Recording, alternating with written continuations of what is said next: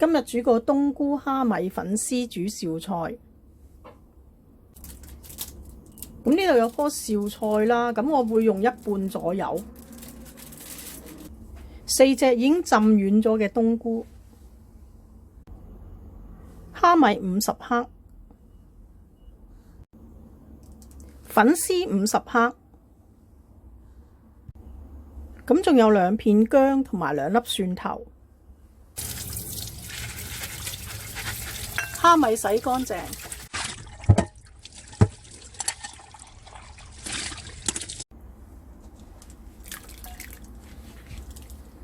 浸軟身，粉絲浸軟身，大概浸佢15分鐘左右。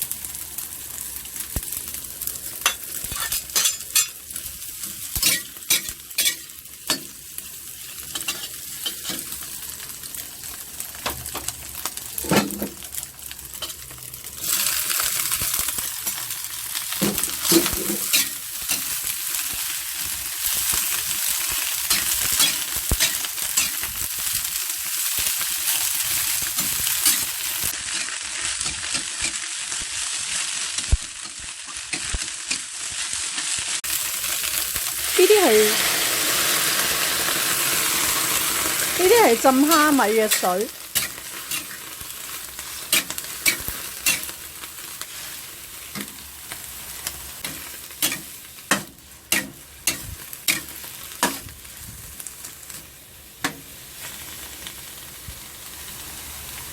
冚蓋煮佢大約5分鐘，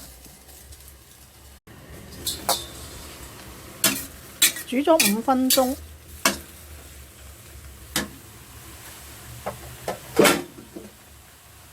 咁可以加埋我哋嘅粉絲落去，